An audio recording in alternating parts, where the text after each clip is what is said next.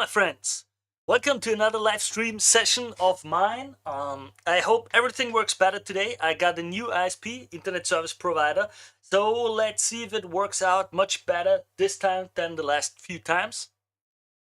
We'll find out during the stream. For those of you who don't know who I am or what I do, Faisal Milenkovic is the name. I run a marketing agency in Austria, Europe, Vienna, the capital city, but I've got clients in the whole DACH region. That's like Germany, Switzerland, Austria, and a few in like the rest of Europe and the USA. My main job is marketing agency, and these live sessions were an idea that I've had a while ago. One big part of my job is to always be on the lookout what is changing, researching what are the platforms changing, what are algorithms changing, what is changing in the market, new information about whatever, be it white paper, experiments, research, and so on. And I thought it could be interesting to live stream myself going through the articles and give you time and space to ask me stuff, to ask for deep dives into all kind of different topics, and that's what I'm doing. I decided that I would do 100 live streams, and after those 100 live streams, I will go through and say, okay, was it worth it or not? Should I do it again or not? And so on and so on and so on. So, if you like what I do, please support it. Give me positive feedback. That way I know I should keep going. Okay? And with that, I'll jump right into the first article of today. Here we can see. Nice. Let me just make it work properly. Yep. There we go.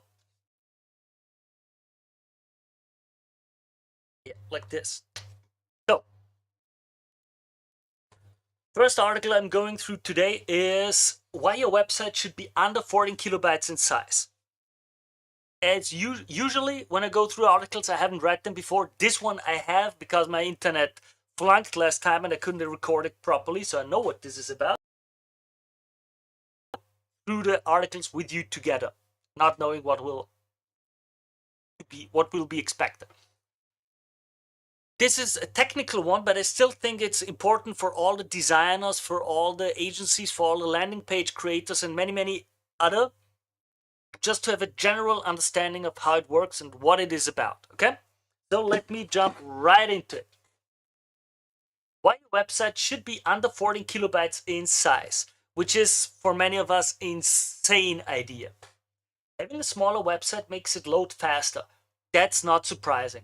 What is surprising is that a 14 kilobyte page can load much faster than a 15 kilobyte page, maybe 612 milliseconds faster, while the difference between a 15 kilobyte and a 16 kilobyte page is trivial.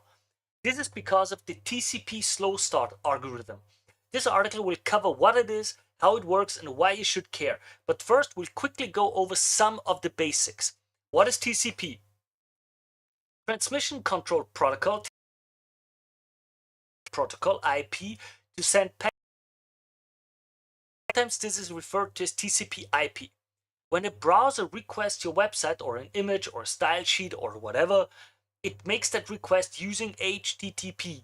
HTTP, for those who don't know, of course it can be HTTPS, which is the secure connection, but for the remainder of this is good enough to consider the HTTP. HTTP is built on top of TCP, and a single HTTP request is usually made up of many TCP packets. On its own, IP is just a system for sending packets of data from one location on the internet to another. IP doesn't have a way of checking if a packet has successfully arrived at its destination. When it comes to websites, knowing that all the data has arrived is important, otherwise we could end up with missing chunks of web page. There are other uses of the web where this doesn't matter so much, like streaming live video. Because in live video, if a packet was missed from 5 seconds ago, we don't care that much about it anymore, because we are already somewhere else. TCP is an extension of IP that allows a browser and your website server to tell each other which packets have successfully arrived. The server sends some packets, then waits for a response from the browser saying it has received the packet. ACK, then it sends some ACK, it can send the packets again. What is TCP slow start? TCP slow start is an algorithm used by servers to find out how many packets it can send at a time. When a browser first makes a connection to your server, the server has no way of knowing the amount of bandwidth between them. Bandwidth is how much data can I transmit at once, at the same time. Bandwidth is how much data can be transmitted over a network. It's measured in bits per second, BS. Plumbing is a common analogy. Think of bandwidth as how much water can come out of a pipe per second. Your server can handle. So it starts by sending data, usually 10 TCP packets. If those packets successfully reach your site's visitor, their computer sends back an acknowledgement, ACK. Your server then sends more data back, but this time it doubles the amount of packets. This process is repeated until packets are lost and the server doesn't receive an ACK, at which point the server continues to send packets but at a slower rate. Like, oh, 10 packets, it worked. Let's send 20 packets, it worked. 40 packets, it worked. 80 packets, oh, it doesn't work anymore. Okay, from now we're gonna send 40 packets each turn. That's kind of simplified how it works. That's the gist of TCP slow start. In real life, the algorithm varies, but that's essentially how it works. So where does 14 kilobyte come from? Most web servers TCP slow start algorithm starts by sending 10 TCP packets.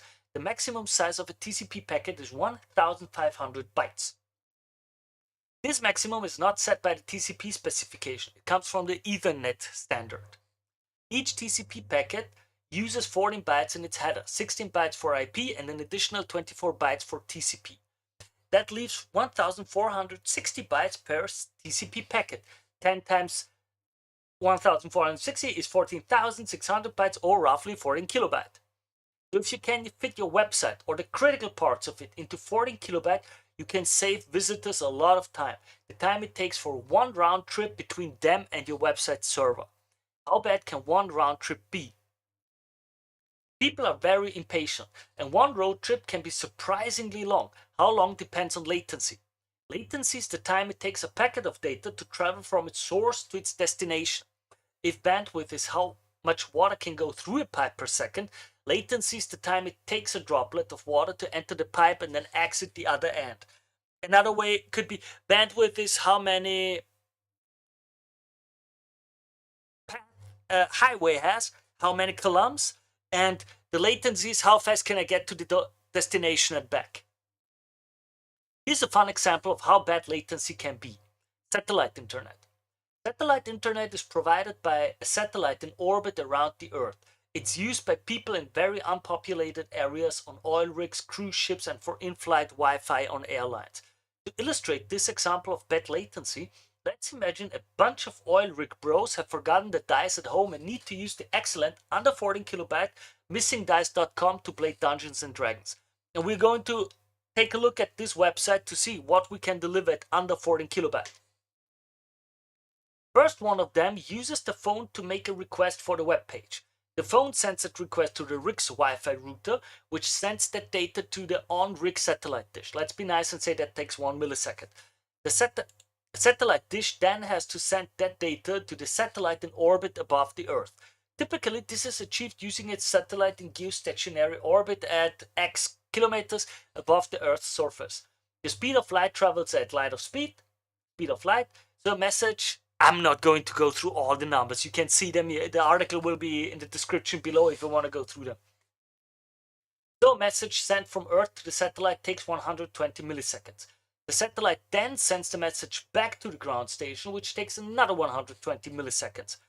Then the ground station has to send the request to wherever the server is on Earth. Light slows down to this when it's in a fiber optic cable. If the distance between the ground station and the server is the same as the distance between New York and London, it will take about 28 milliseconds. But if it's more like the distance between New York and Sydney, it will take 80 milliseconds. So we call the number for our math. Then the request needs to be processed, maybe 10 milliseconds. Then the server sends it back again. Back to the ground station, up into space, back down to the satellite dish, then to the Wi-Fi router, and back again to our Oiler's phone. You can see it here. phone, Wi-Fi router, satellite dish, satellite ground station server, ground station satellite, satellite dish, Wi-Fi router, phone. If you do the math, that's all of this summarized, 612 milliseconds. That's an extra 612 milliseconds every round trip. Perhaps it doesn't seem like a long time to wait, but your website could easily have many round trips just to fetch its first resource. Also, HTTPS required 2 additional round trips before it can do the first one, which gets us up to 1,836 milliseconds, which is already almost 2 seconds. And I don't know the stats anymore. It was like you lose 70% of people if they had to wait 3 seconds or more to load the website. Just so you know, each second loses you a tremendous amount of people. Always drinking water, stay hydrated, my friends. So, and thanks for the follow. What about latency for people who live on dry land? Satellite internet might seem like a deliberately bad example. I chose it because it illustrates a point and is weird. But for landlubbers, latency can get worse than that for lots of reasons. 2G mobile typically has latency between 300 and 1000 milliseconds. 3G networks can have anywhere between 100 milliseconds and 500 milliseconds latency. And I know almost everybody says, oh, we don't use 3G anymore. You can think on mobile, worldwide, it's like 30 to 40% of all users have a connection latency similar to 3G. Okay? Noisy mobile networks, say in an unusually crowded place like a music festival. Bad stuff. If you have many. Spotty connections can also cause packets to be lost, resulting in another round trip to get the lost packets. Now that you know about the 14 kilobyte rule, what can you do? Of course, you should make a website as small as possible. You love your visitors and you want them to be happy. Aiming for each page to fit in under 14 kilobyte is a good target. That 14 kilobyte includes compression, so it could actually be more like 50 kilobytes of uncompressed data, which is generous. Consider that the Apollo 11 guidance computers only had 72 kilobyte of memory. Well, I don't like these examples because it only had to do basic mathematics. Nowadays we know math is much smaller than all the visual and media and video and all that stuff that we want in modern pages. Just saying, but still. Once you lose the auto-playing videos, the pop-ups, the cookies, the cookie consent banners, the social network buttons, the tracking scripts, JavaScript and CSS frameworks and all the other junk nobody likes, you're probably there.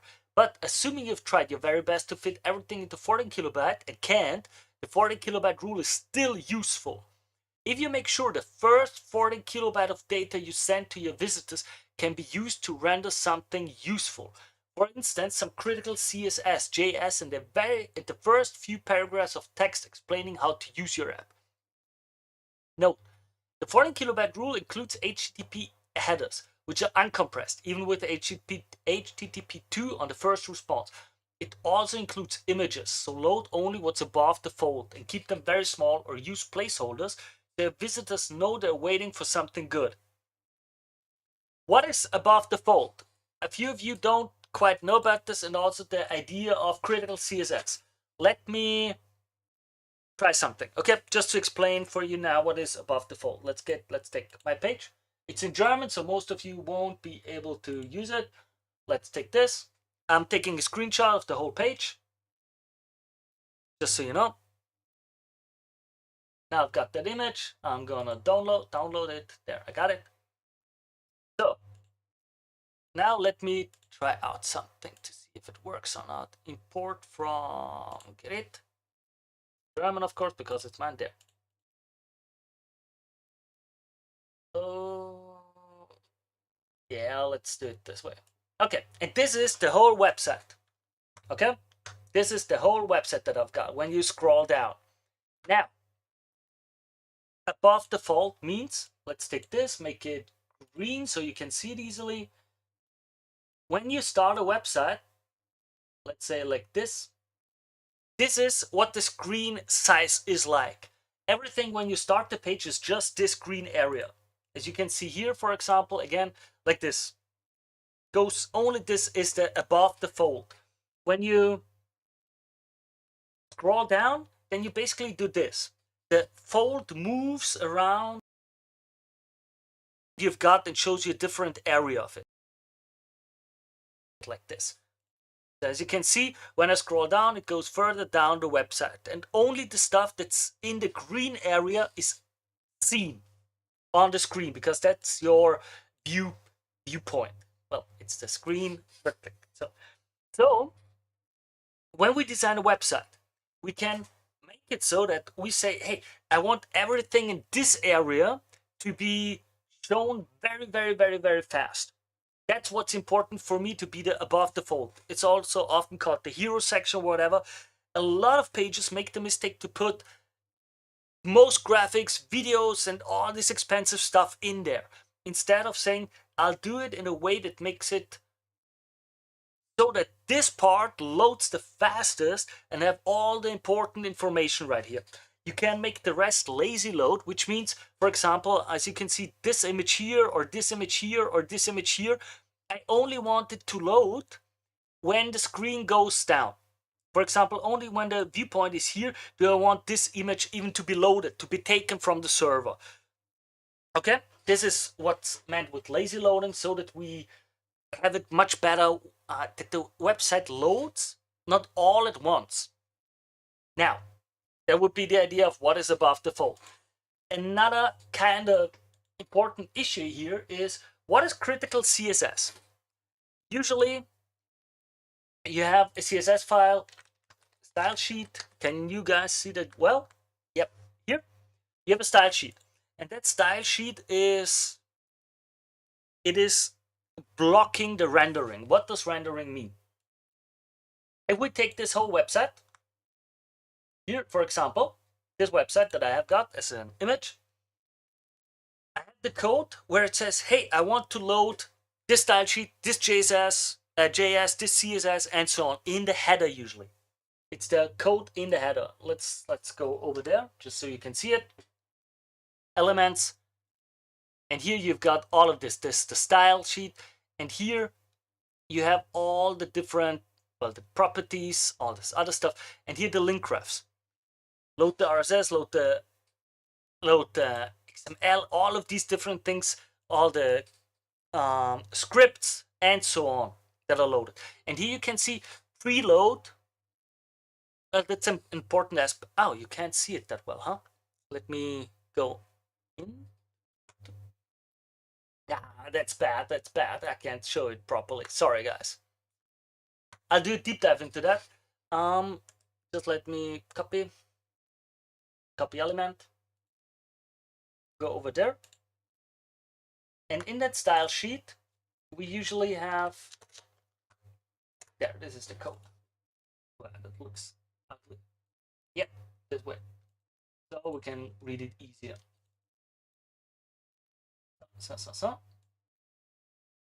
Yeah. Well, I'm going to just name this like, just to make it easier, style CSS, and that's it. Okay, there you go. That's, for example, what the code would be like. There, so we can see it easily. Now, what does the preloader do? We can do 2 or 3 things that are important here now to know. Is it's rendering blocking. That means the page only starts to show me any results, any optics, anything after all of the files are loaded. Usually it will say, hey, I want to know all of the files, all of the data, I want to get all of it done, and then I will start showing the first things. But, and here comes the nice thing, we can make it so that it loads parallel, and it says, hey, I want you to load this CSS file, but I want you to start rendering the whole page before this file is already loaded. I want you to show it before that has happened.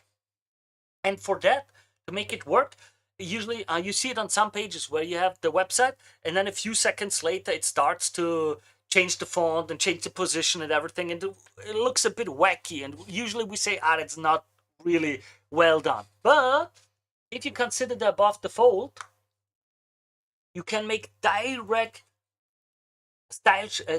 direct inline styles. For example, like very stupid example, like H1 and then hello, and then H1 like this. And instead of making it like this, can you see it? I hope you can see it there. And instead of making it like this, we can give it style, property, whatever, color, just as a very stupid example, okay? And now, even though the style CSS is not loaded yet, this H1 will have immediately the color that's black, for example. Like you could whatever, you can also have the padding, the margins, everything already put in there. And this we do for the area that is in this first fold, because that means the page loads and I can already see all of that in the right style, in the right, how I want it to be designed, without the whole CSS being loaded, which means that it's much faster. I get much faster results. The stuff is shown how it should be shown already way, way, way faster. And that's one of the tricks that we can use to make the page load faster. It's not really, technically, it's not loading faster. The loading process still takes all the time. But for the viewer, it's loading much faster because they already see this area like immediately, and they don't care that it takes 1.5 or a second more to have this area down there loaded. They don't care because they're not there yet. Okay, this is a very, very important little trick. And how you can see that is an important thing. Let's do it here, just so you can see it. We have this waterfall diagram.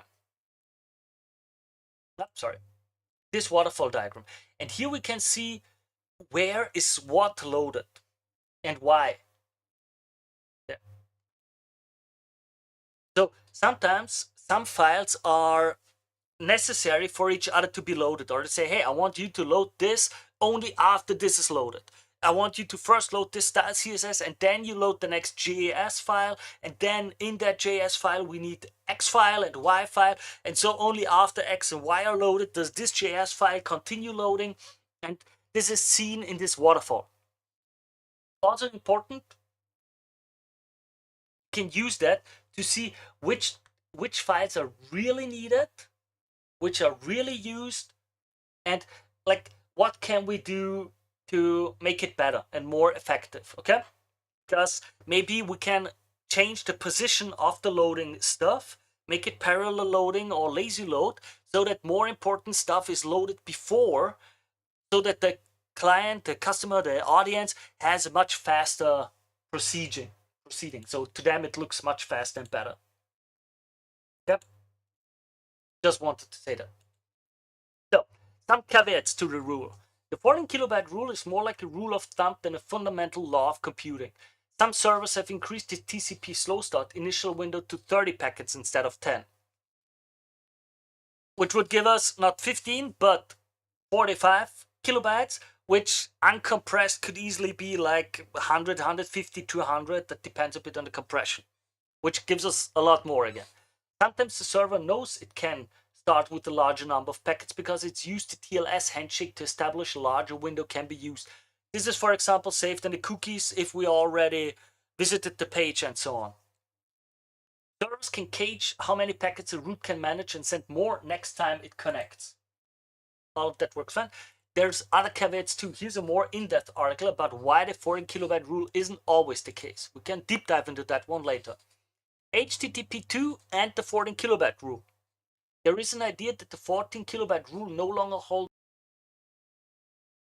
I've read all I can about this without boring myself to death, but I haven't seen any evidence that servers using HTTP2 have stopped using TCP slow start beginning with 10 packets. Alright, HTTP3 and quick. Similar to HTTP2, there is a notion that HTTP3 and quick will do away with the 14 kilobyte rule. This is not true. Quick recommends the same 14 kilobyte rule. Further reading, much of the content of this post comes from the following resources. If you want, we can go through them. I opened a few of them to make a deep dive. Author Nathaniel, very well done. I like that newsletter. Link to the article will be below. As usual, very, very nice article. I like that. I like sometimes diving into the deep technical aspects of it all. Let me share this article with you all in the chat. There you go. Yeah, I'm not the fastest. Give me a second. And with that, hope you like what I do. If you enjoy what I do, if you like me going through this article, sharing it, giving a bit of extra information and everything, consider supporting this channel. Like it, comment, follow, subscribe. It's just 1 or 2 clicks for you, costs you absolutely nothing, but it sends a great message to me that you enjoy what I do and that you want me to keep doing. And with that, I'll jump right into the next article. Just give me a moment, and there we go. Just gotta save for a moment the stuff that I'm looking at. For those who don't know, because they're new to the stream, I tend to save all the websites that I visited and read, because that way I can later on reference them again, and I can give you all the links in the chat and then in the postings, which are, in my opinion, important. There you go. There you go. There you go. Now let's keep going. Let's keep going. Why your website should be under 14 kilobytes. It's a really interesting. Really interesting. How to see.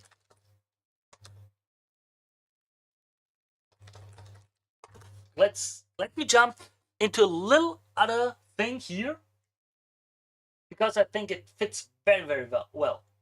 Very well. Let's take a little.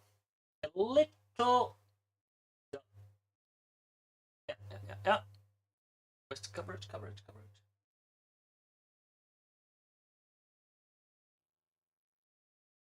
Give me a moment.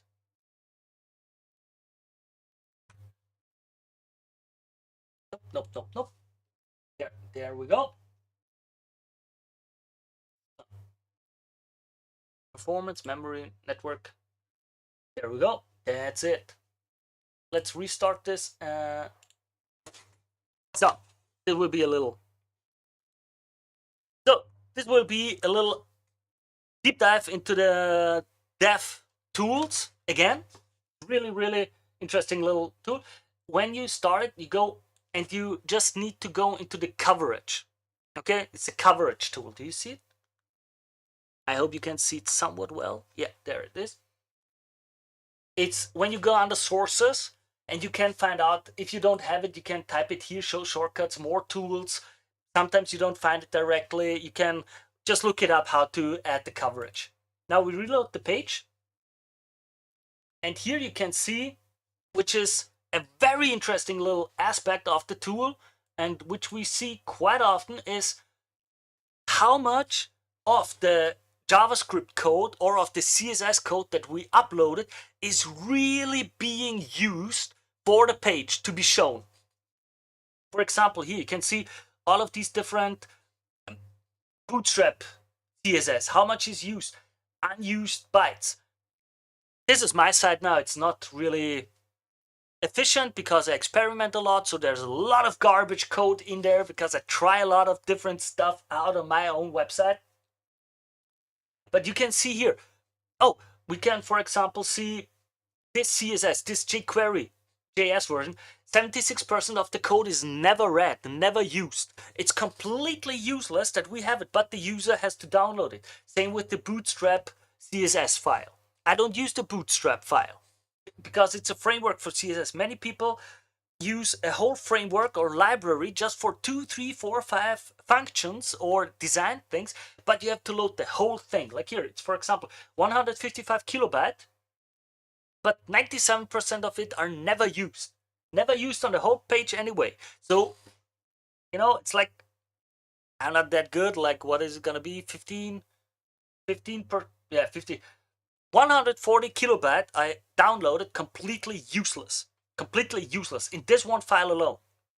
And with that, you can speed up your whole download of the website tremendously if you go through these little things. Okay, I just wanted to let you know this, because it's a neat little trick, and I think it's really, really great and really, really awesome.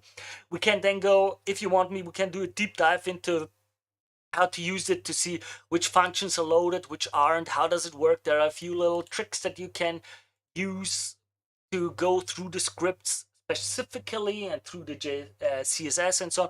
If you want me to do that, leave a comment, tell me to do so, and that's just it. But this is a neat little trick. I think it's very nice. Again, just go into the dev tools and look for the coverage, and you will find out how much of the files you have are really used when you load the page.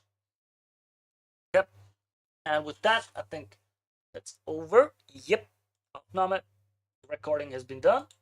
Let's go to the next. Oh, yeah. I forgot. This is the kind of page that you can do with 40 kilobytes. Okay? Just 14 kilobytes. And look at this. It's a nice page. It looks good. Okay? It looks good. You can decide the number of dice. You can show options. Number of dice cited. This, whatever. Roll the dice. We have little animations that work. We can have this. The total is 20. And it works. We even have color modes, dark mode, Vegas mode, party mode, D&D mode, and high contrast. And all of that is less than 14 kilobytes. I think that's really interesting. Now, this is going to be one.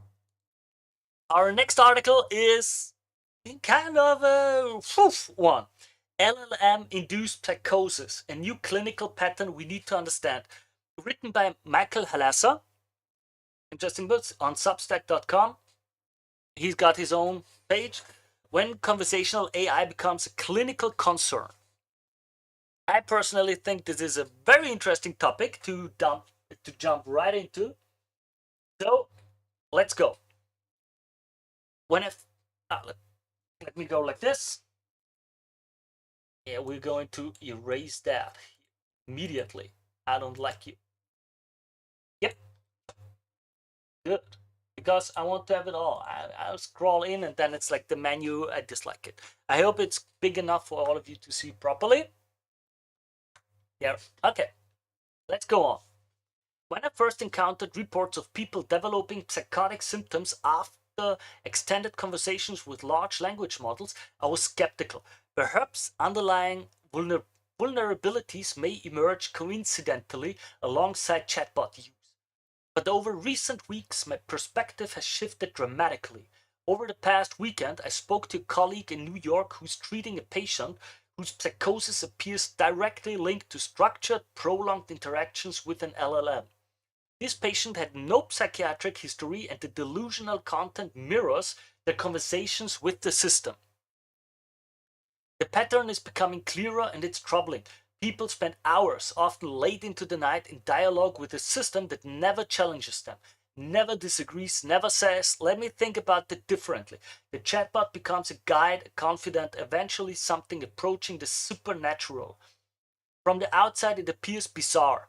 But if you've worked with psychosis, you recognize the familiar architecture, the gradual consolidation of unusual beliefs, the way coincidences transform into signals, the erosion of doubt as the new framework becomes self-reinforcing. Wow, that's... The mechanism appears to involve what researchers call sycophancy, the tendency of LLMs to agree with users and provide pleasant responses. Tengaman 2025a. The systems are trained to generate responses that users will find most appealing on average. For someone exploring unusual ideas, this creates a dangerous feedback loop. The cognitive dissonance between knowing you're talking to a computer while experiencing realistic conversation may fuel delusions in those with increased psychosis propensity. Ostergaard 2023. The mystery of how these systems work, their black box nature, provides additional material for paranoid speculation. Ooh, that's interesting. Recent reports document people developing grandiose delusions after AI told them they were chosen or special.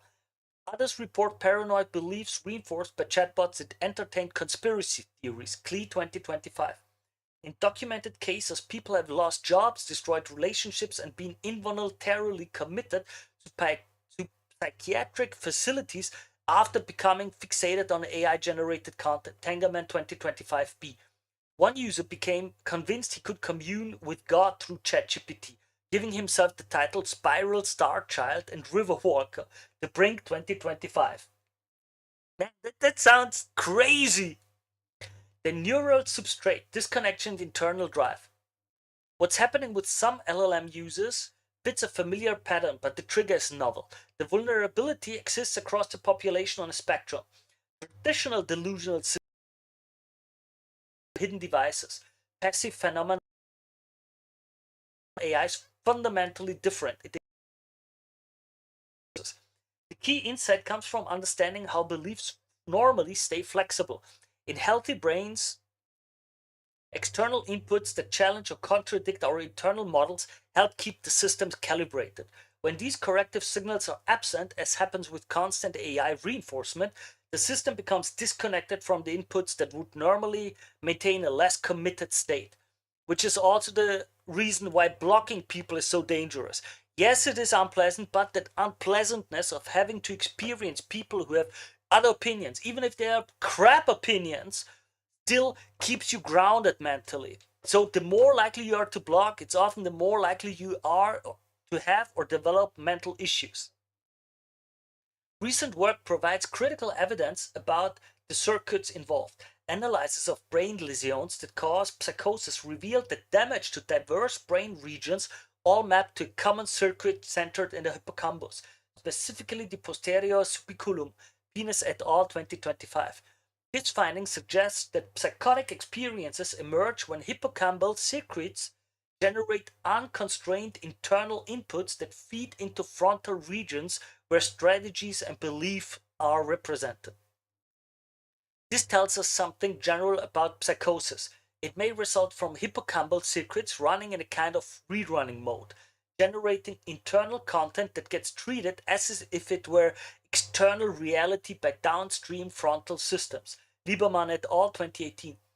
When external constraints are removed, whether by brain lesions or potentially by prolonged interaction with systems that never disagree, the hippocampus may begin feeding increasingly aberrant signals to prefrontal regions responsible for belief formation and behavioral planning. For someone already prone to unusual interpretations, LLM interactions could exacerbate this disconnection. Each response that builds on their internal model provides another signal that the interpretation might be correct, while the absence of disagreement removes the natural constraints that would normally keep beliefs tentative and revisable. Clinical implications. For those of us treating patients, this phenomenon demands attention. Some legal advocates report hearing from more than a dozen people in recent months who experienced psychotic breaks or delusional episodes related to AI engagement, also 2025. We need to expand our assessments beyond traditional risk factors to include digital interactions. The cases are not uniformly in people with pre-existing psychiatric conditions. One documented case involved a man in his early 40s with no prior mental health history who developed paranoid delusions of grandiosity after using ChatGPT for work tasks, Tangerman 2025a. This suggests that acute stress combined with intensive AI interaction may precipitate psychotic episodes in previously healthy individuals. Man, imagine that, getting your brain fried by having to work too much with an LLM. From a circuit perspective, this makes sense. Stress can dysregulate dopamine signaling in the basal ganglia, reduce prefrontal cortical control, and alter thalamic filtering, Sonnenschein et al. 2020. In this compromised state, the constant reinforcement from an AI system could tip vulnerable individuals into frank psychosis. Research priorities. We need systemic study of this phenomenon. Current evidence remains largely anecdotal, but the pattern is consistent enough to warrant investigation.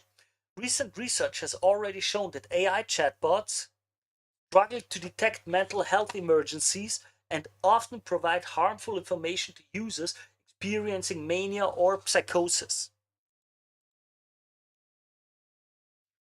Key questions, Grab and Lampert 2024. Key questions include: what are the specific conversations? What are the specific conversation patterns that precede psychotic episodes? How does the timing and duration of AI interaction influence risk? Are there early warning signs that could prompt intervention? Most importantly, can we identify biomarkers or behavioral indicators that predict vulnerability? From a mechanistic standpoint, we need to understand how AI-generated content interacts with the neural circuits underlying belief formation. This might involve neuroimaging studies comparing brain activity patterns during human versus AI conversations, or examining how different types of AI responses affect neural markers of certainty and belief updating. Really quite an interesting idea. So how many people are still critical in their mind when they use LLM and get the feedback? Really interesting. Moving forward, we should be aware without panicking. If you're seeing patients, it's worth asking not only about sleep and substance use, but also about the digital interactions. How much time do they spend with AI systems? What topics do they discuss? Have they developed strong emotional attachments to these systems? If you're building these systems, consider whether constant affirmation serves users well. The drive to maximize engagement may conflict with psychological safety, particularly for vulnerable individuals, based on 2025. This intersection of neuroscience and artificial intelligence offers a unique window into how our brains construct reality. The same circuits that enable us to navigate complex social environments and update our understanding of the world may be exploited by systems designed to be maximally engaging. Understanding this dynamic goes beyond clinical importance. It's essential for designing AI systems that enhance rather than undermine human flourishing. The phenomenon of LLM-induced psychosis represents more than a technological side effect. It's a natural experiment in how belief systems form and become entrenched. By studying it carefully, we can deepen our understanding of both psychosis and the profound ways that artificial intelligence is reshaping human cognition. If you've encountered similar cases in your practice or research, I welcome hearing about them. This is a rapidly evolving area where clinical observation and scientific investigation must proceed hand in hand. References, different articles. As usual, you can find it in the really interesting take. Really interesting. Yeah, some people are so trusting they believe everything they hear, they take it as gospel. And here I think it's really important to understand how critical we have to be of AI. It's just a statistical calculator that says, hey, this is what is most likely to be the response to what you said. It does not analyze if it's true or not. That is really, really important. And I think in the marketing agency, we'll have to really consider quite a few things here, because the parasocial relationship, the wow, wow, this is hardcore. If I remember, let me just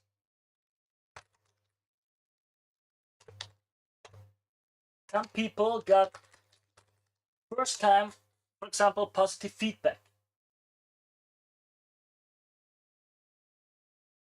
Yeah, no, I won't find it right now. Sadly, I don't find it. It was like, it was really, really, really sad, because it was from Sam Altman, dedicating how a lot of us are annoyed about the LLM being way too, hey, you're so awesome, you're so intelligent, you're so great, and so on and so on and so on. But some of them really had sad stories to tell, like, oh, this is the first time that I've had any positive feedback. This is the first time someone said something nice to me. I'm just looking if I can find it or not. I think I'm not finding it right now, sadly. Sadly. I'm realizing I'm posting way more than I thought I'm doing.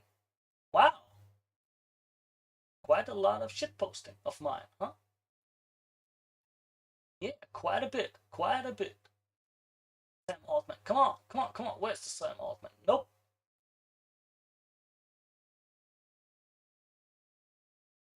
Yep.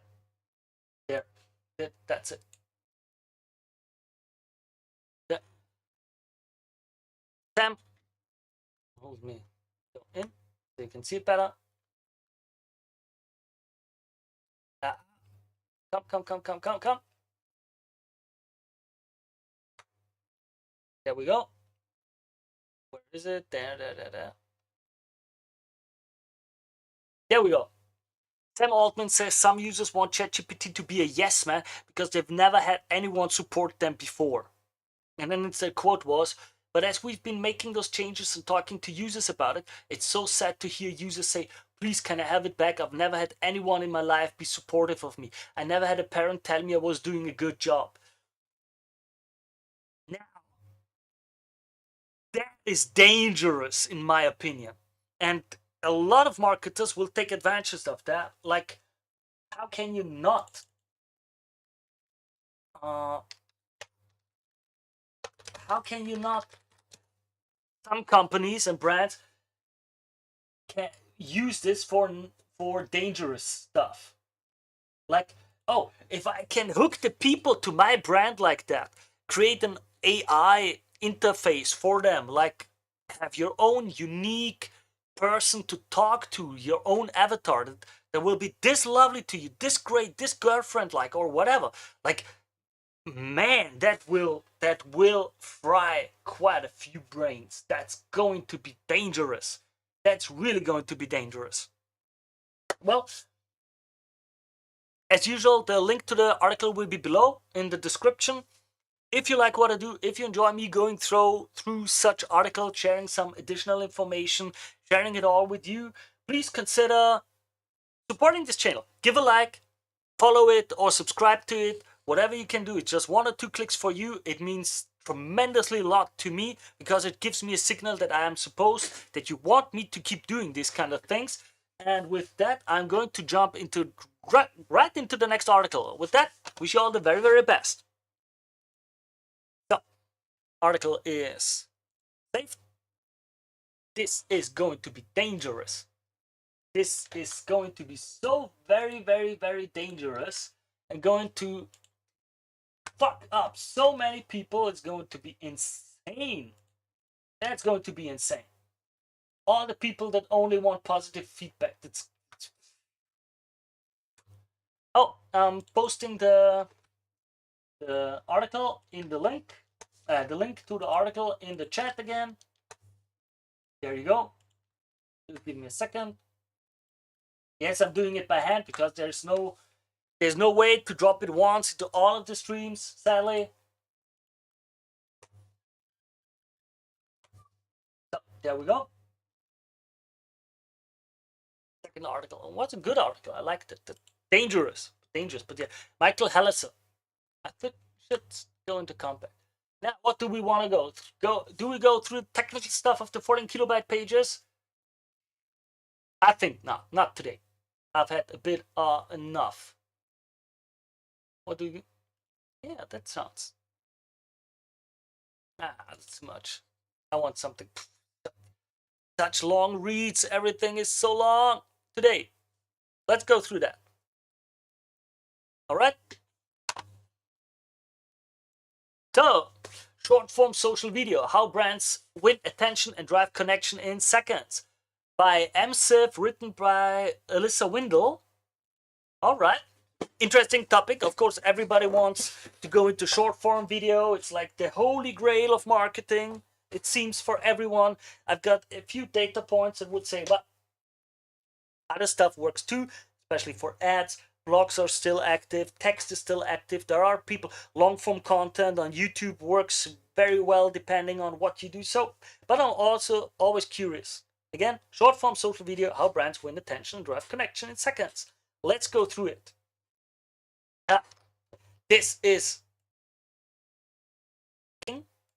because when I go in like I do for me, let's erase this. Yeah, looks much better. Now we've got enough space to read stuff. So, people spend more than half of the time on social platforms watching videos, and brands are prioritizing short-form social videos within the strategy. Why? Short-form videos on social are engaging and entertaining, showing your brand personality, educating your audience, and creating personal connections with consumers. bringing in high ROI, brands are doubling down, with video now accounting for over half of all US social network ad revenues. Through video, we're going to take a look at that. Through video, brands can build strong, authentic connections, person by person, within social spaces that are still growing. In a world of endless scrolling, shrinking attention spans, and instant gratification, short-form videos have emerged as the ultimate tool for brand storytelling. Here, I'm not sure if that's completely the truth. I've seen too many contradicting information, like how well over an hour-long information video on YouTube works, like deep dive into stuff and so on. So it's not just so everything has to be short. I don't ascribe to that, but let's go on. Whether it's a 50-second TikTok, a 30-second Instagram reel, or a quick YouTube short, these bite-sized pieces of content are revolutionizing the way brands connect with the audiences. And if your brand isn't already on board, here's why it's time to catch up. For example, especially this TikTok and the short form. Famous example, Alex Hormozy. I think almost everybody knows Alex Hormozy. He also says, well, for his target audience, the long form YouTube content works better. Those are the ones who, if he's on a like airplane, like anywhere, not the airplane, like the place where the airplanes start and land. What's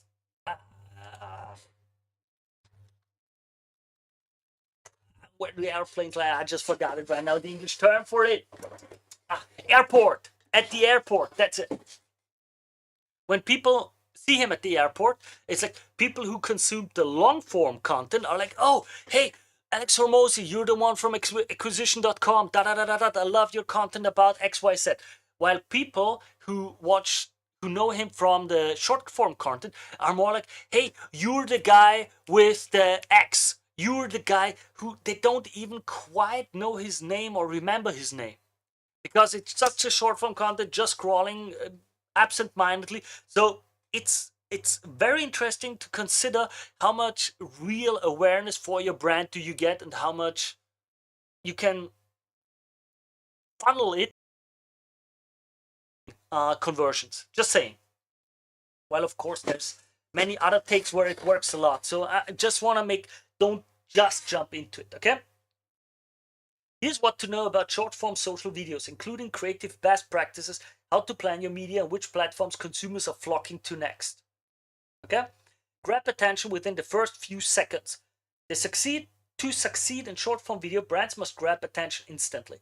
The rule of thumb cited by Meta is 3 seconds, but in reality, it's even shorter. There needs to be something compelling enough in those first moments to get someone to stop scrolling and give you their attention. Whether it's a bold visual, intriguing question, or unexpected moment, the hook must spark curiosity or provoke an emotional response. Once you've managed to stop them, the next step is to keep them engaged for. Tailoring your approach to each platform is essential. Use bold visuals on TikTok, sleek and polished designs on Instagram Reels, and searchable intros on YouTube Shorts.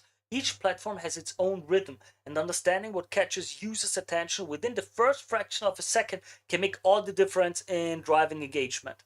Key takeaway: brand needs to capture attention within the first few 3 seconds of a video. Action item: start with strong visuals and clear value propositions tailored to each platform to ensure viewers don't scroll past. Use storytelling to connect, not just sell. Video is an ideal way to foster the connections that people are actively seeking out on the social media, especially when short-form content prioritizes storytelling and engagement over sales. The mantra, less sales, more story, is often echoed by creators for a reason. This applies across all content, organic and paid. When you tie the value of your products or services to the needs and interests of your audience, you strengthen their loyalty and engagement, seamlessly integrating your short video ads into the content they are already consuming. But your video content needs to go beyond communicating your top selling points. Video and social media in general gives brands the opportunity to make the target consumer feel seen, understood, and truly resonated with. When you demonstrate a deep understanding of who your audience is, what motivates them, and how they communicate, that authenticity builds trust. and that trust paired with the value your brand offers sells the product naturally. Key takeaway: short form videos should tell a compelling story that builds connections and community, not just sell a product. For B2B brands, this means moving beyond corporate speak to stories that reflect real challenges, use relatable language, and show genuine understanding of the audience. Here it's really important to consider, I don't know why, I mean, I know why, but often B2B content is way too sterile. Instead, really consider, what are your clients doing? What is the problem they are facing? What is their daily reality of working? What are the solutions that you can offer them? All of that should be communicated in the content nicely, like in a way that they identify with. Storytelling should build trust and make your brand feel human. Action item: create videos that engage viewers emotionally by using storytelling and blending seamlessly with platform content. For B2B brands, this means showing real customer challenges, relatable workflows, and everyday wins, similar to how tools like Asana or Sprout Social bring the solutions to life. Make your audience feel understood, not just marketed to. Use your audience insights to prioritize the channels where your best consumers are already spending time. Prioritize the most consumed platforms in your media planning and buying. Nationally, adults have been shifting with audiences spending significant time on platforms like TikTok, Instagram Reels, and YouTube Shorts. Brands must create short form content to reach a wider and more engaged demographic. This is also something. Consider always testing the stuff and seeing what changes over time. For example, oh, TikTok is a very young platform. I heard that 4 years ago, and 2 years ago, when I looked up the statistic, it was like over 30 to 40% of the users were over 35. Okay? Stay hydrated. Always drink your water. Leverage audience insights to gain a more holistic picture of where your audience is spending their time and where they're being influenced. Additionally, explore content format, tone, and messaging to understand what resonates most with your target segments. Short form videos play a crucial role in the customer journey, building brand trust, demonstrating value, and driving direct action. Cross further amplifies the reach. Interesting. Give me a second. Interesting. Cross-promoting these videos across channels further amplifies the reach. Key takeaway: short-form video is essential for reaching audiences already engaging with platforms like TikTok, Instagram Reels, and YouTube Shorts. Action item: cross-promote videos through other channels to maximize visibility and engagement. Okay. Optimize your content for vertical and mobile-first viewing. Given that most short-form videos are watched on mobile devices, design them to suit the quick scrolling habits of users. Videos optimized for mobile with large copy and bold visuals tend to perform better, especially when subtitles are included for sound off viewing. This is one of the most important things, the subtitles. Add captions. If you go around, you will see a lot of people, really a lot of people in public transport, during breaks, in the restaurant, while waiting for the food or whatever. Many of them don't listen to the audio of the video. So if you don't have subtitles, captions, it will immediately swipe away. Immediately. Captions are a must. Key takeaway: elements like vertical video format, subtitles, bold visuals, and large copy can maximize your impact. Action item: focus on ideas that resonate with your audience rather than hide with posting multiple times a week. Design your videos to work even without sound. Watch short form videos without audio. Just as I said, didn't I? I said it.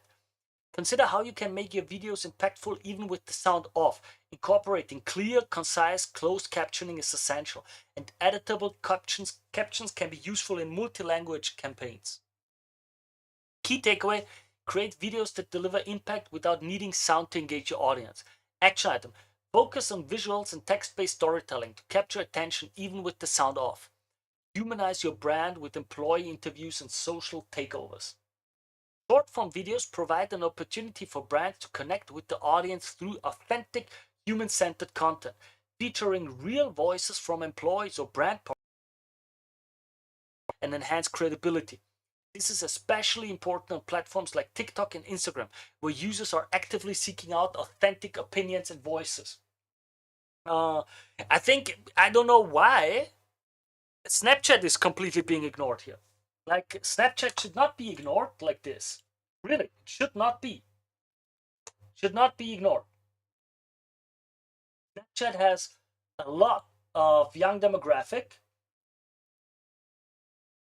It works well for ads, works really well. The return of investment on Snapchat is awesome. Really, really awesome. Like, I don't think that you should completely ignore those aspects. Okay? Just my opinion.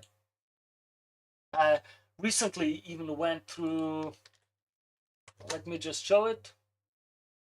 Yeah. There. There you can see it. Where's that video? On my channel, just if you're curious about it, uh, e-commerce ad spend efficiency on Snapchat. New research from Triple Whale. New study shows Snapchat is best for e-commerce ads. Really interesting. So I'm a bit sad that this whole article ignores Snapchat completely, but it still applies. All of the things still are correct and apply. Key takeaway: short form video give brands a chance to show the human side, building deeper connections with the audience. Action item: feature real voices from inside the company, employees, partners, or clients to strengthen authenticity and credibility. Let your audience speak for you with user generated content. User generated content, UGC, helps viewers feel and build an authentic connection with brands. Integrating UGC into your strategy is a powerful way to connect with your audience. You can do this by replicating top performing content from each platform, collaborating with trusted influencers, and repurposing content shared by your loyal customers. Key takeaway: UGC creates authenticity and fosters trust with your audience. Action items: encourage and incorporate UGC into your short form strategy to build trust and deepen your connection with your community. Next, collaborate with. That's also really interesting. This make people create stuff and then use that for yourself, share it, and so on. There's many things that you can do. Collaborate with creators who align with your brand goals. As the line between brand and creator content becomes increasingly blurred, it's important to have a strategic approach to collaborations. A results-driven program that aligns with both the organic and paid efforts ensures that content creators produce videos that meet your business objectives. Key takeaway: influence and creator partnerships should be aligned with your business goals for maximum impact. Action item: choose influencers and creators who understand your brand and can produce content that complements both your paid and organic strategies. Here, to add a little bit, analyze the influencer if what they do matches your brand, and then if it does, give them free roaming on what to do. You should not tell the influencer and the creator in minutia what they have to do. Like, okay, I understand a general stuff, like we want X posts, we want this, and please consider this are the benefits of our product, and we want 3 videos or something like that. Okay. But in general, when it comes to the creative, leave it up to the influencers and the content creator, because they know what their audience likes and they know what will work the best. And if their audience is not the right one for you, and if how they usually do content is not the right one for you, don't collaborate with them. Don't try to make them do stuff that does not fit their usual stuff. Really, I've seen it quite a few times. I completely don't understand it. That's on you as a brand to research what is this influencer like. Create content that feels native to each platform. To strengthen connections with your best customers, design short videos that feel natural in the social environment. Create content that aligns with the platform's format, style, and audience behavior. For example, TikTok thrives on casual, spontaneous videos with trending sounds and quick edits, while YouTuber Shorts leans more towards content that feels like a more polished mini educational video. Tailor your content to the specific platform and audience, ensuring it aligns with the expectations and preferences. Key takeaway: make your videos feel native to each platform to strengthen your brand's connection with customers. Action item: ensure your video content fits seamlessly into the social experience while still showcasing your brand's unique value. Tell quick stories that keep viewers coming back. Short form content, short form videos are ideal for delivering bite-sized narratives that build over time, fostering engagement through micro storytelling. A recurring series can drive high engagement by maintaining consistency and making it easy for followers to return for more. Platforms reward this kind of storytelling, making serial formats especially effective. Key takeaway: short form content works best when you deliver compelling, bite sized narratives over time. Action item: create a series of micro tips or stories that engagements from viewers.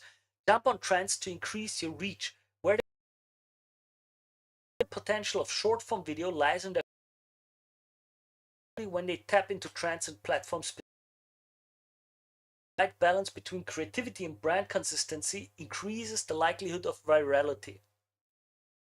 Staying updated with trending sounds, formats, and challenges is key to creating content that resonates.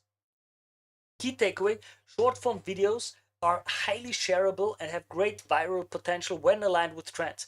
Action items: use native features like on screen text, trending audio, and interactive CTAs like tag a friend or save for later to boost engagement. Produce content quickly without sacrificing impact. Short form content is a cost effective way to create authentic and real. Brands can engage with audiences with minimal production, focusing on quality ideas rather than tools like templates, stock footage, or user while still delivering value. Regularly posting and testing off different styles, the scenes clips, quick tips, or raw, unfiltered content helps maintain visibility. Key takeaway: short form content can be produced quickly and cost effectively without sacrificing authenticity. Action items: focus on ideas that resonate with your audience rather than high budget production. Experiment with posting multiple times a week. Exactly. In German, I recently was a co-author of a book, and the whole chapter that I wrote was just about how you can systematize improvisation, how you can allow your department to be quick and flexible to react to trends while systematically and knowing what is allowed and what not. It's really important.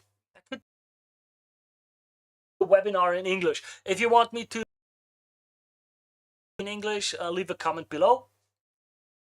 So, action item: focus on ideas that resonate with your audience rather than high budget products. Experiment with posting multiple. Short form video strategy starts with brands continue to spend more time watching short form videos on their favorite platforms.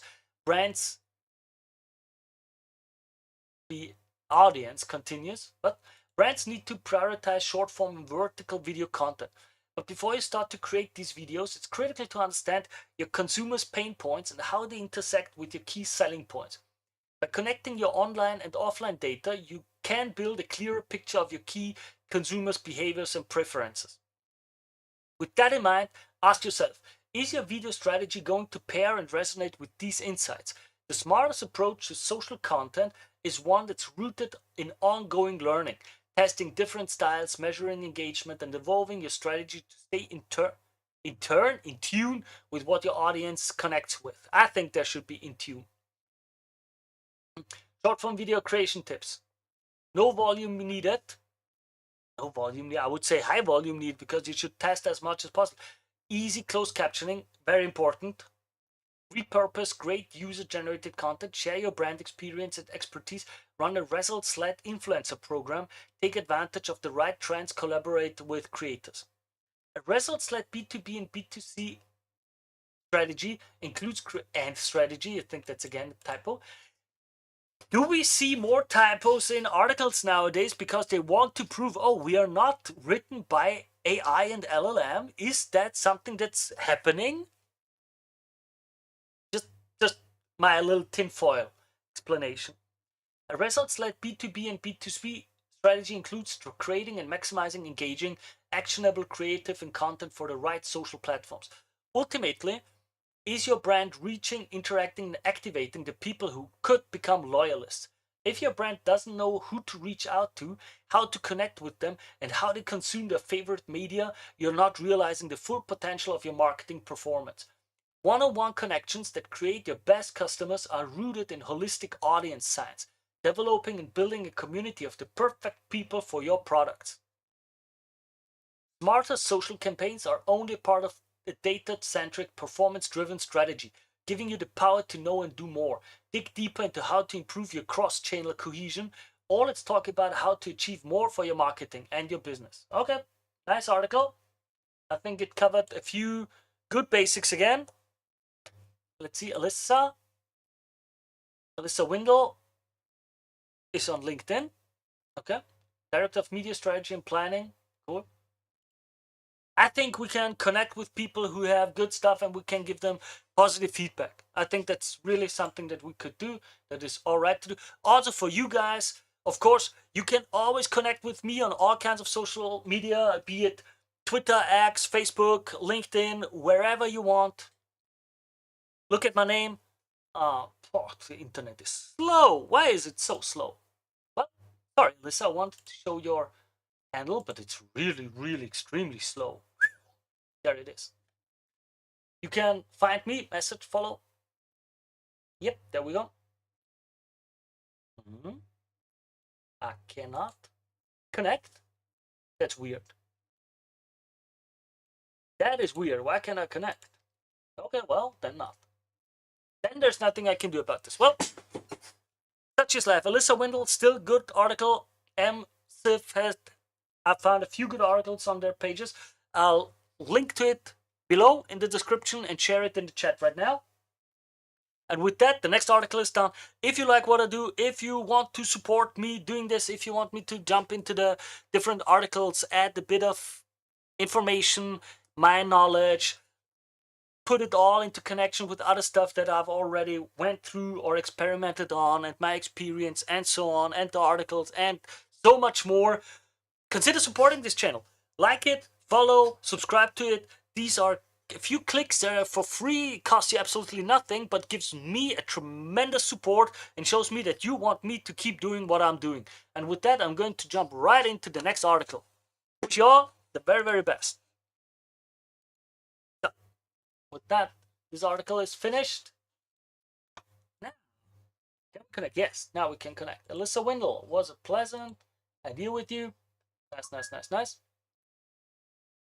Again, for all of you who are in the live stream, this is my here. Feel free to connect with me. Feel free to ask stuff. Do this. As I said, I've made a pledge to do 100 live streams. 100. This is my fifth. I'll do 100 live streams, and then we will see if what I'm doing is to your liking or not. Let me save this article now. Total insights for smart. Now, how long was I online already? How long has this live stream been going on? Just a bit over an hour, huh? Just a bit over an hour. No, I think we should. I think I should be doing a bit more. We can jump into another. I jump into another article, okay? One more article before I quit for today.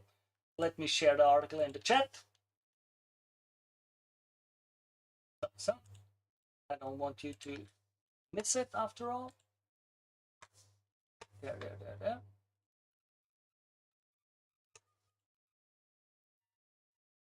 There you go. Yeah. Yeah, create your free account to continue reading. Well, then I'm not going to go through it. 22 minutes, so long. Yeah, why not? Okay.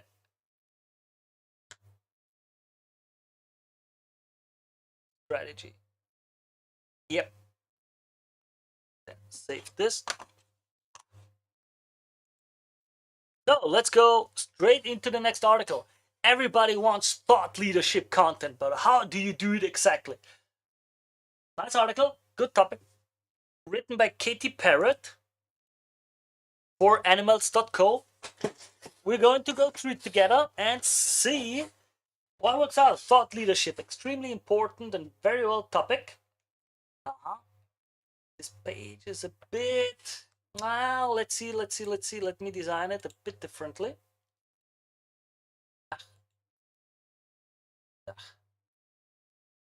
Yeah. With that, we get it nicer in the middle. Can you read it well? I think this is good to read. Let's jump into it. Done right, thought leadership content is the single most brand differentiating content, but it takes more than just having an opinion. When you know, now you know when you see a word so many times that it loses its. That's what happened to the term thought leadership. It's being used so much by so many people to gesture towards so many different things that it's become fuzzy, almost to the point of being useless. Everybody wants to do thought leadership content, but nobody seems to know exactly what literally any half-formed opinion is the thought leadership. Using an old mosquitoes, old memes. Yeah.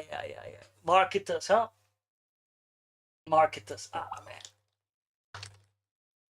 So, and that's a shame because hidden, yeah, it reminds me of this meme. It just reminds me of this meme with the ananas. You know that when we as marketers we ruin everything. That's just how we are. That's just how it is, and that's a shame. There.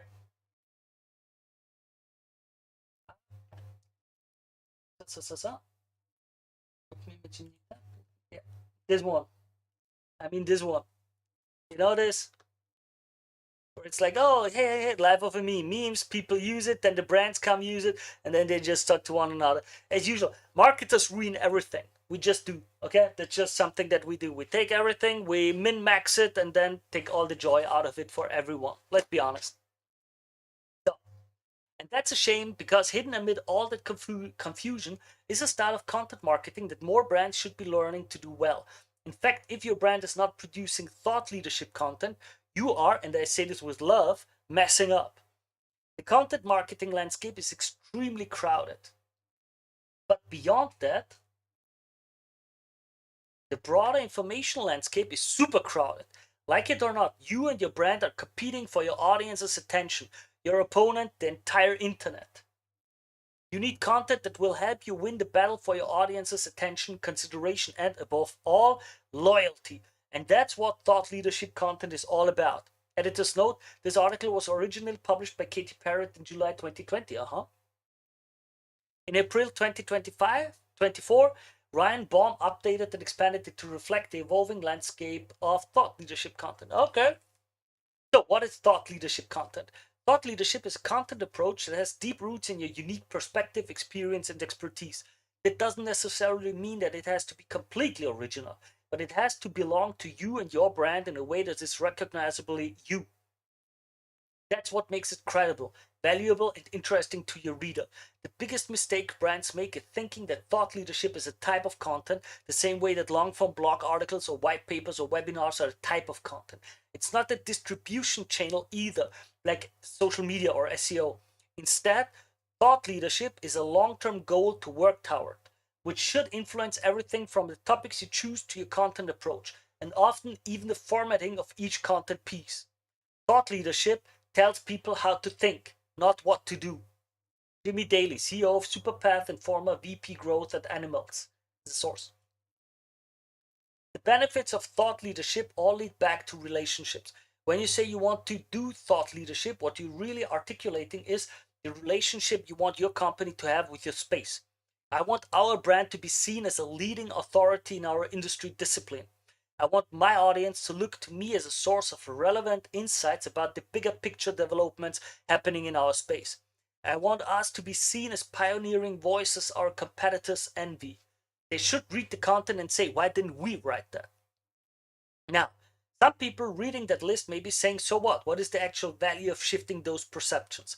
In the short term, thought leadership helps with lead generation by attracting the right potential customers to your perspective and product, and it pays off long term by growing trust and brand awareness for your company.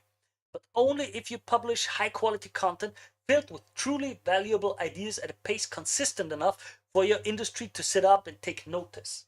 Okay? How to become a thought leader? Share perspective freely, provide valuable direction, earn industry respect. This is a really else with you later on. That's, I think, a little bit later. A thought leader is recognized by peers, customers, and industry experts as someone who deeply understands the business they are in, the needs of their customers, and the broader marketplace in which they operate.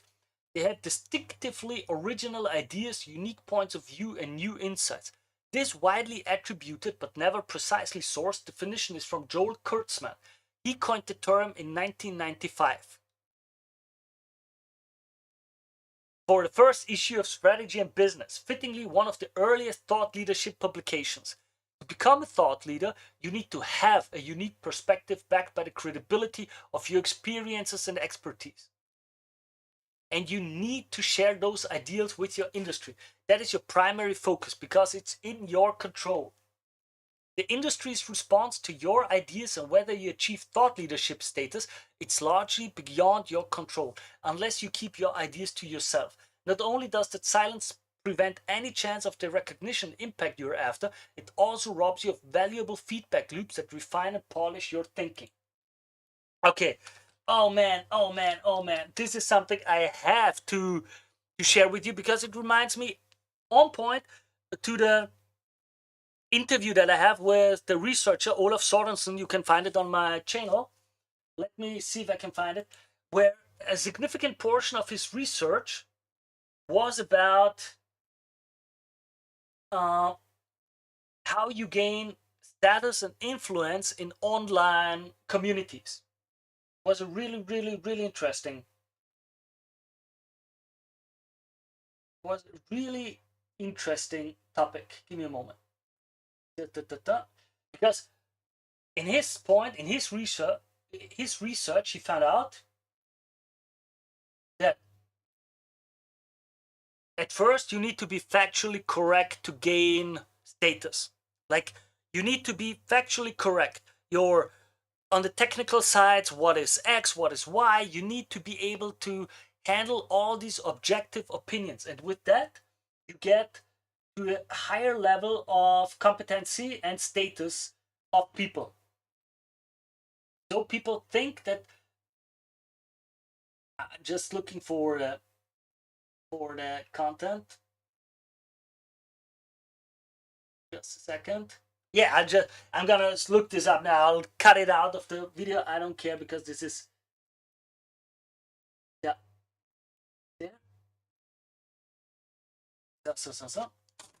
Whoop. Let me look it up. Look it up.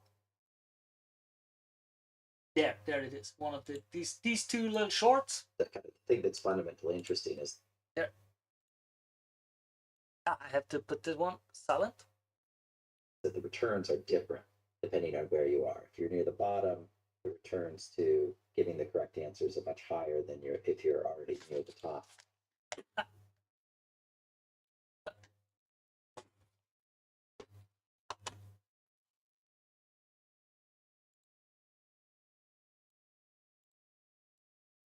Sort of the value of some programming language gets you literally the kind of thing that's fundamentally interesting is that the returns are different depending on where you are. If you're near the bottom, the returns to giving the correct answers are much higher. Whereas these ambiguous questions are also interesting. At the bottom, making a pronouncement about like the future, sort of the value of some programming language. Nobody can. If you've already established a fair amount of status, statement can get you additional attention and actually continue to elevate you. Fundamentally, that was one aspect. And the second, there's been a lot of research on status, but not that much of it is looked at how people actually.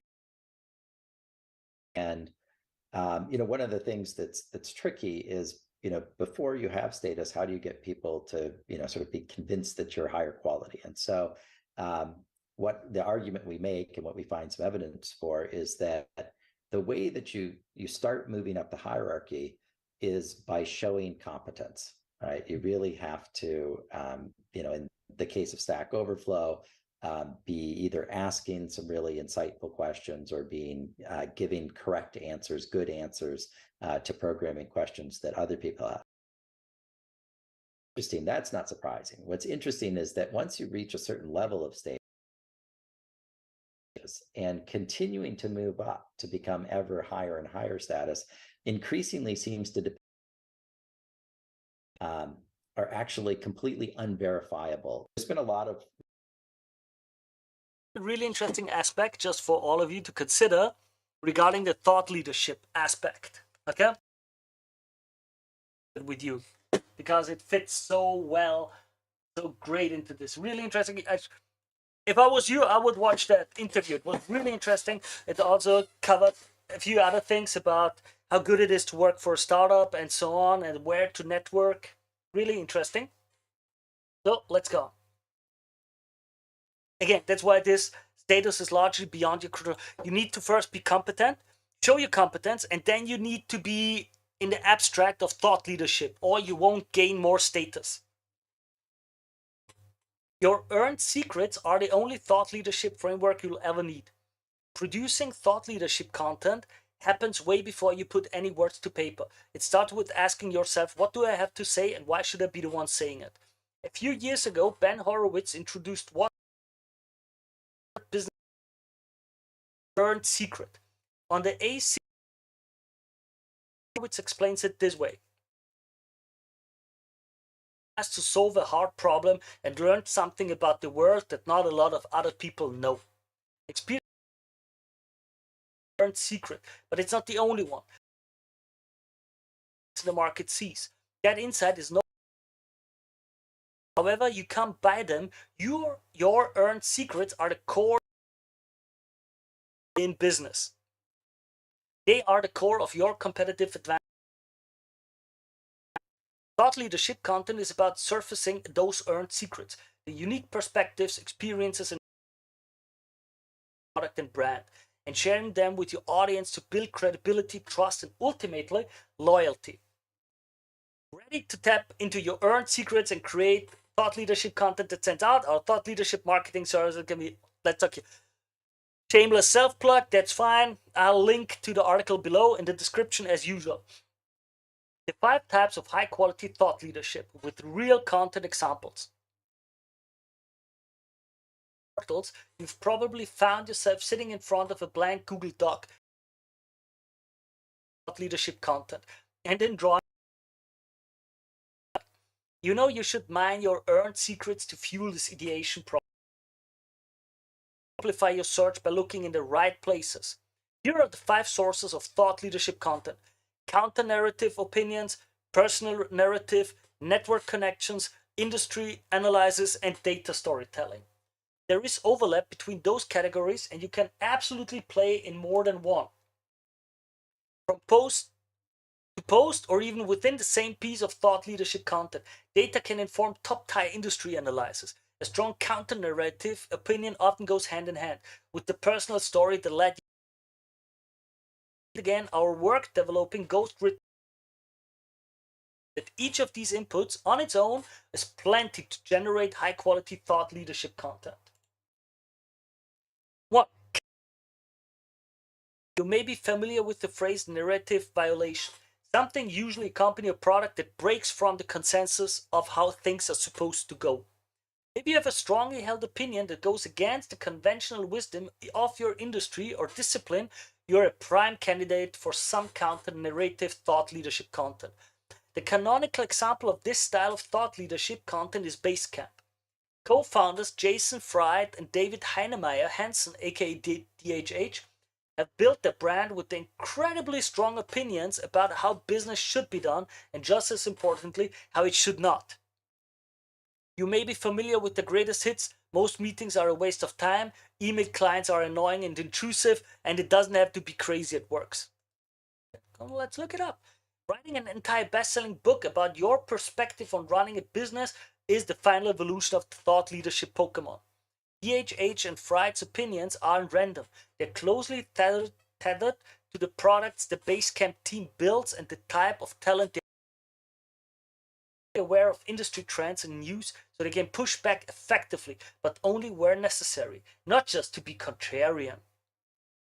So when Jason or DHH is strongly opening about the state of business, they're not trolling peers who disagree with them for fun.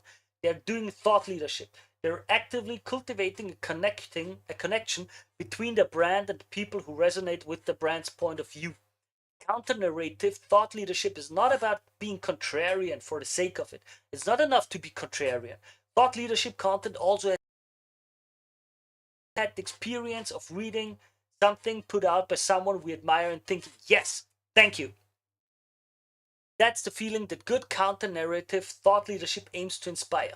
And finding that counterintuitively true thing is the art and science, but mostly art of counter-narrative thought leadership content. I would also add to that the feeling of something that you inside yourself already knew and think to be true, but someone has put it into better words than you did, and now you have it articulated to use it for yourself. I'm just reading Seth Godin's book on that, about all marketers are liars, where it's more about people have their worldview and you're just giving them the you're allowing them to be in that frame of reference. This is what I believe, and this is right, and this is thought leadership. If everyone says X, and you're there and you think, I don't quite think that X is correct, and someone says Y, then you will immediately feel a connection with them. That's why this counter narrative works so well in that regard. Sometimes opinions come from simple observation or accumulations of experience that are too diffuse to point to. Other times, opinions arise from stories. Number two, personal narrative. People love, it's a good story. The human brain, a beginning, a middle, and an end that feature people, places, and things. Tell a story about yourself, what you've learned, and what brought you to where you are today, and you'll have an amazing angle on. Two examples for this type of thought leadership content is Chris Savage, co-founder and CEO at Vistia. Chris is a pro at turning reflection, building and growing Wistia into thoughtful, compelling thought leadership content that founders and people in the tech scene are. One example is this post from Wistia co-founder Brandon Schwartz. To sell Wistia led them to buy out their investors and take on 70 million in debt financing instead.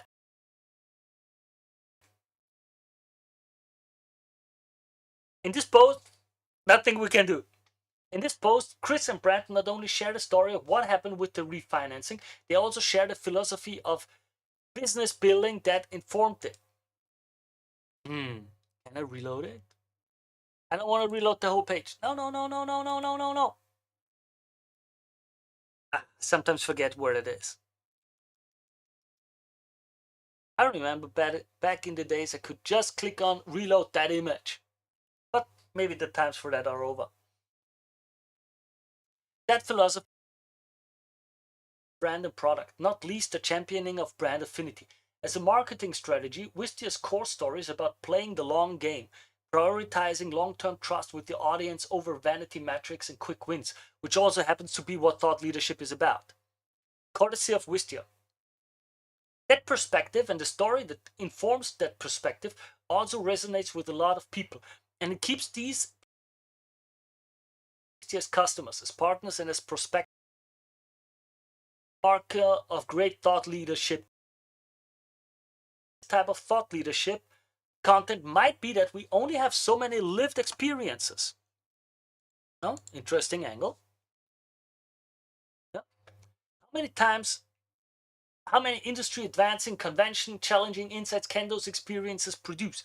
But anything worth the saying can and should be said again and again, because anything worth hearing will need to be heard again and again before it truly sinks in. Get creative. Even case studies and other standard content pieces can fit nicely into this repetition. Skilled thought leadership creators return to the well of their core experiences over and over to find new insights to share.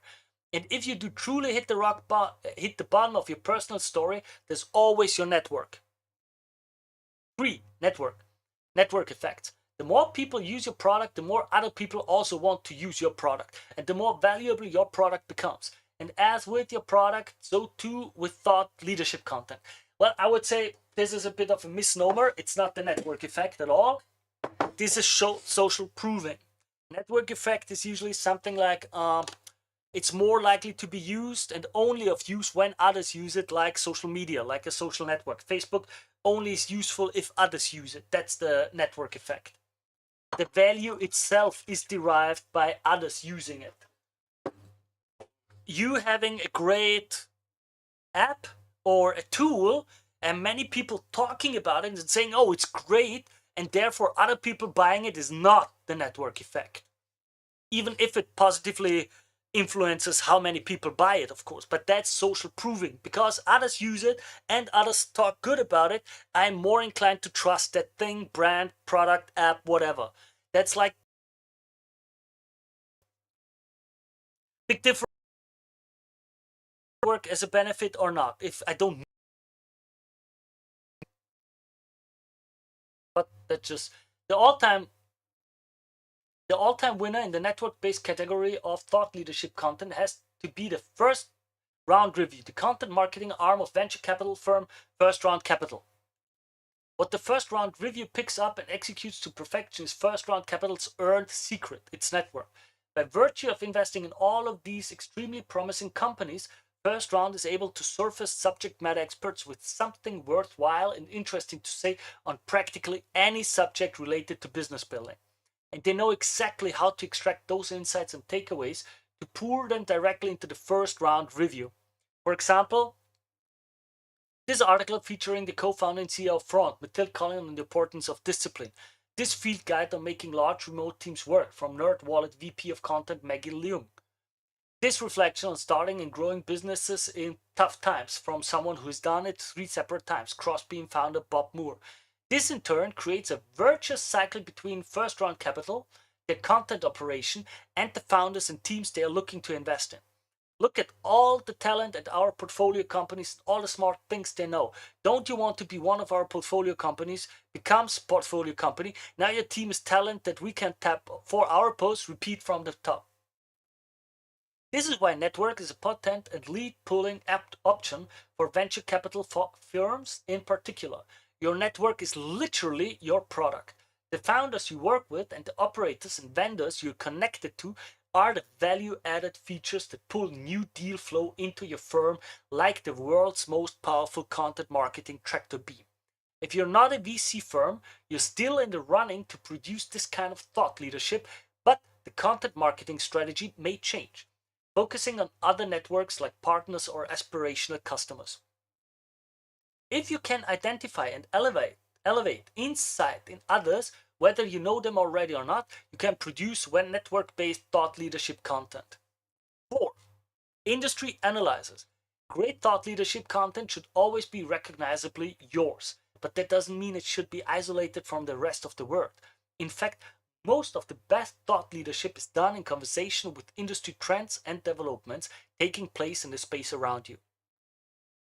If you can pay attention to what's happening around you and recognize what's working and what's not working, you can do analysis-based thought leadership content. Let's talk about Hiten Shah. I hope I'm not butchering the name. Hiten Shah is one of the sharpest minds out there when it comes to talking about product development strategy. Just let me pick this up. Yep, all right. And you better believe that he takes all of that product expertise and turns it into thought leadership content. Take this article from Neuroblog. Ahead of its time, behind the curve. Why Evernote failed to realize its potential. Hiten Shah, co-founder. And then there's the article. This is Hiten in full product management thought leadership mode. He's got a read on what sank the prospects of a hugely promising product, and he's sharing that read in the hopes of helping product managers avoid some of the same mistakes that Evernote made. And that perspective resonates with people. Specifically, it resonates with other product managers. Shaw is killing it with stories talking about companies like Evernote, Notion HQ lately. I've become a fan. Source, Enkit, whatever. Expertise-driven thought leadership content like this has one of the purest conversion mechanisms of any thought leadership out there. Wow, this person, what I do, hey, this really, I want to use the smart and good person's product so I can be smart and good like that. Easy. This is also why this kind of thought leadership should always live on your website so that the conversion process can go forth unimpeded. Do not pay the bills. Backlinks to your infographic, on the other hand, do. If you find yourself struggling to identify a way into generating this on Rails, for instance, in Heighten's case, the formula is choose frame at X, apply framework to recognize, evaluate performance of brand through. Just by applying that simple framework and filling it with thoughtful, supported in to do thought leadership content pretty much whenever he feels like it. And maybe so could you.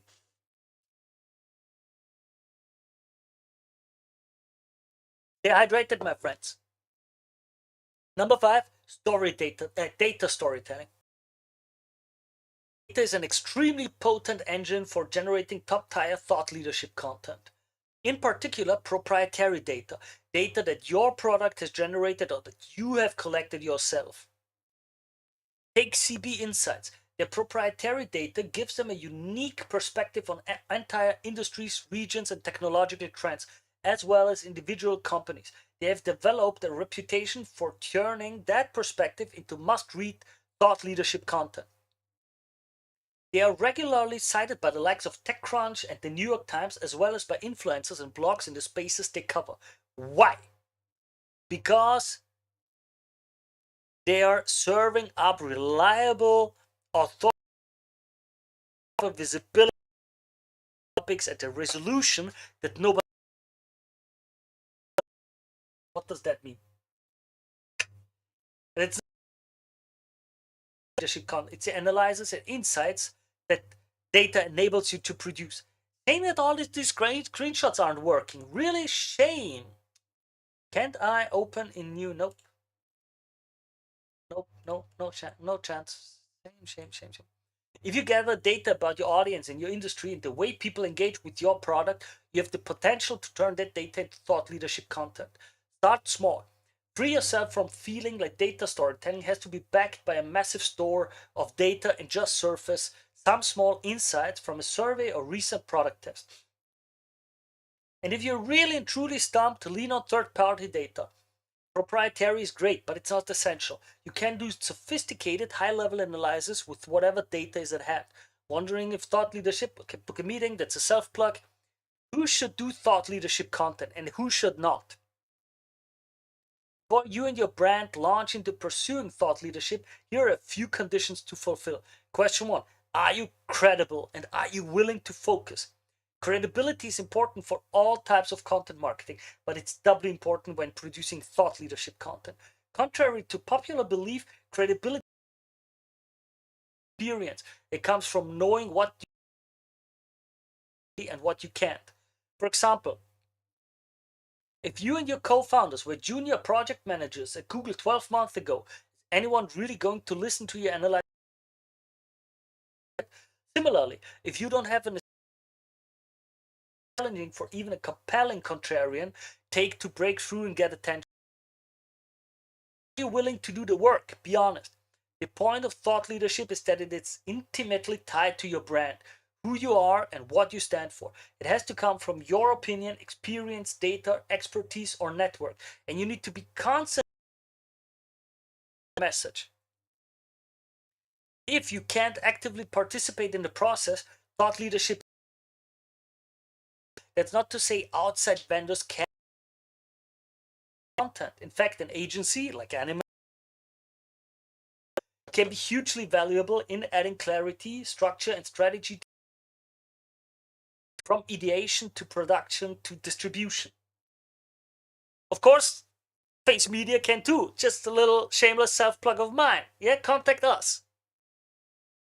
But you can't order thought leadership off a menu and expect compelling content to arrive that perfectly represents your perspective and brand. The ideal division of labor for outsourced thought leadership content creation looks something like this. Client develops an earned secret by partner turns earned secret into thought leadership by sharing a strong opinion, refining the opinions, telling a personal story, shaping the story, conducting industry analysis, mining insights from the analysis, providing proprietary data, analyzing and packaging the data, developing network connections, conveying the network insights. I feel like this should have been a bullet list and it didn't work out well. Just saying. Question 3. Are you willing to potentially upset people and repel bad fit clients? We often hear clients say they want to do thought leadership content but not upset anyone. That impulse is understandable. Nobody wants to put their brand at risk. Good thought leadership content sometimes involves what I like to call purposeful provocation. If you have something worth saying about your industry, it will probably be offensive to someone out there who is invested in the status quo. You have to be okay with that. The key to getting comfortable with provocation is remembering you're doing it to serve your target audience and move your whole industry in the direction it needs to go. In fact, plenty of people thank you for it. The right decision makers will come knocking on your door while the prospects opting out aren't a fit for your business anyway. I can give the example of this live stream and these articles and the videos that I make because to some people it's an absolute catastrophe that I do this in such a low quality. Like normal camera, just going through, doing it while at work in my office, just going through. For some, it is like you lose credibility because all of this should be high polished with nice editing cuts, with animations, with all of this other stuff in it. But my type of clients enjoy that I go through it, have the expertise, have the knowledge, and I get the context of when people contact me in inbound marketing. Like someone connected with me, watched my content for half a year happens sometimes, and then they reach out and say, hey, I've been watching your content all this time. I really like how authentic you are. I really get the feeling of the passion you have behind it because I see that you keep experimenting and researching and learning and learning and learning and all new trends. You always look about it. You always talk about it. You're always a source for new information to learn. And I see that you really do it well.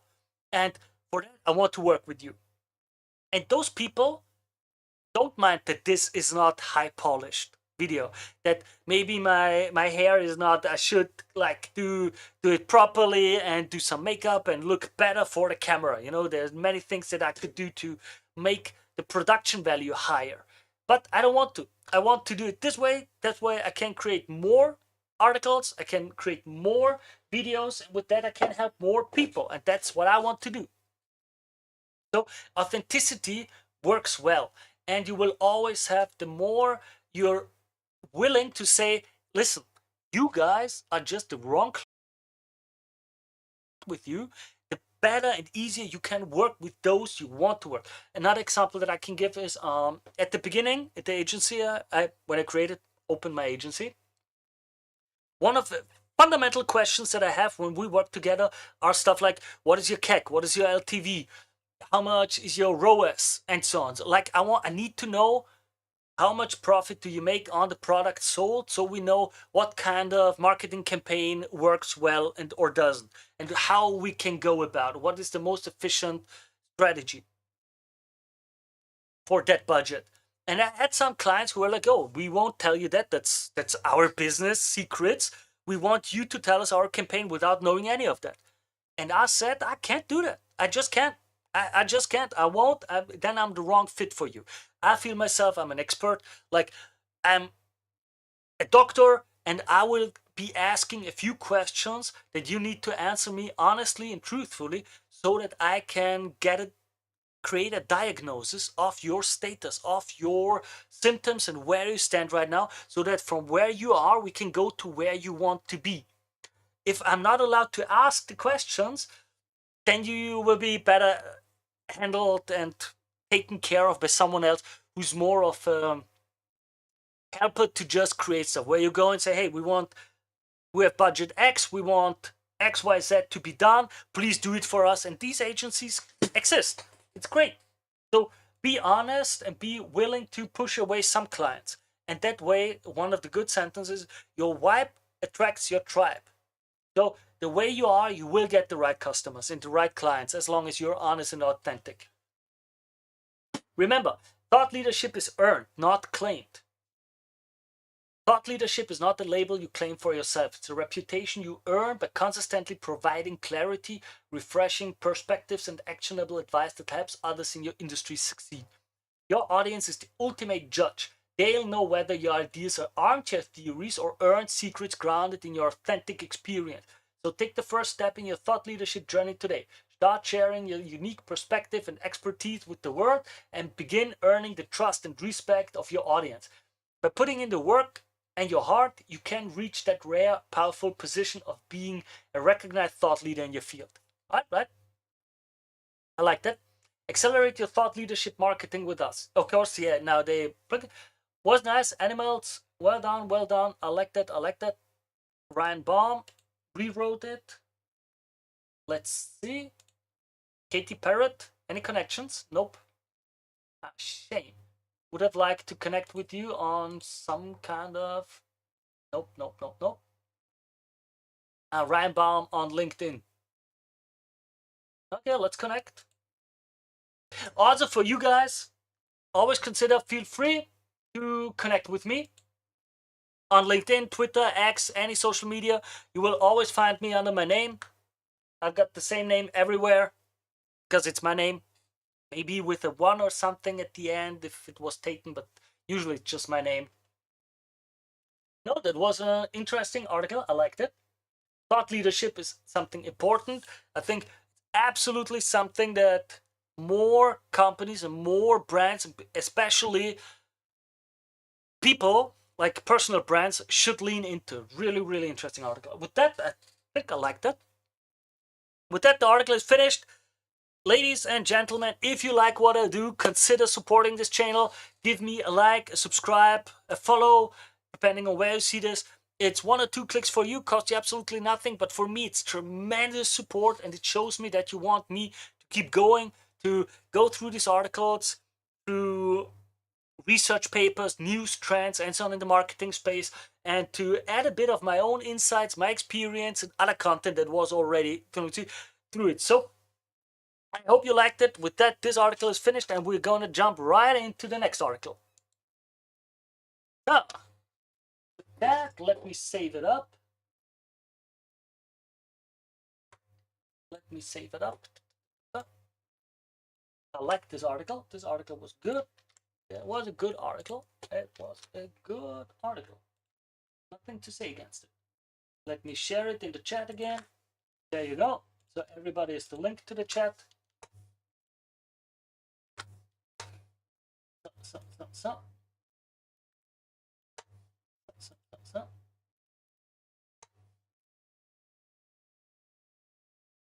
So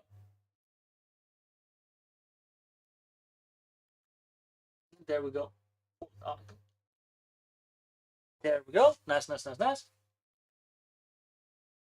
Did I save it? Nope. Yeah. Well, with that, remembering Joel Kurtz, so many different. It's a podcast. I don't want to listen to the podcast. Okay, many.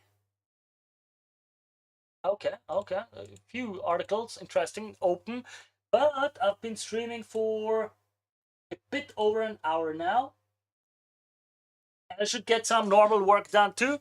Okay, as you see, I've got many articles open for next time. We'll be jumping into different stuff, all kind of stuff. Looking forward to it. I hope you enjoyed this stream as usual. For now, yeah, I liked it. I like it. I like it a lot. I like this. This felt good, right? Also, the new ISP works much better. Much better. I'll be going through the different connections now to see how well it worked in the live stream and the recordings. I hope it will work out. I really hope. And with that, as usual, I thank you all very, very much, and I wish you all the very best. Until next time. Bye.